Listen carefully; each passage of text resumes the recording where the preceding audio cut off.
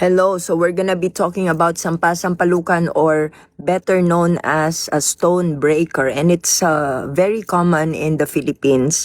And let's talk about that because this is an underexplored plant.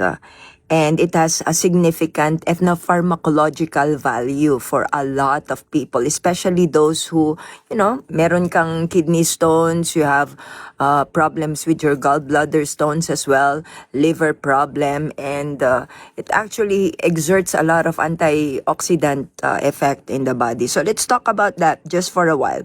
Okay? Because yung iba, they do not believe that it has any effect on the body. So this research, or this article was written at the Journal of Biological Studies, and it's talking about the phytochemical constituents, or the antioxidant and antibacterial activity of the Philippine, particularly the Philippine sampasampalukan. And they were able to find out. Let's just go. Okay, and if you wanna read on it, it's here. Okay, it's in ResearchGate. And it actually tells you exactly the studies, or the article, and it just says that let's go to the conclusion.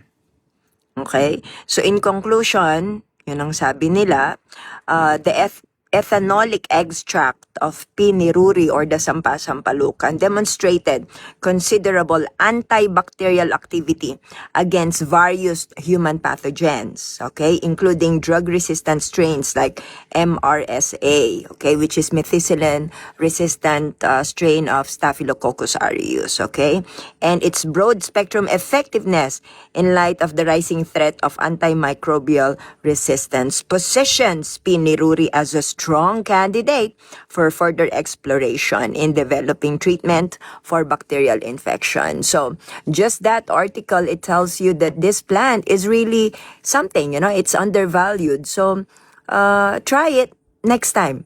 Okay? I hope you're having a great day.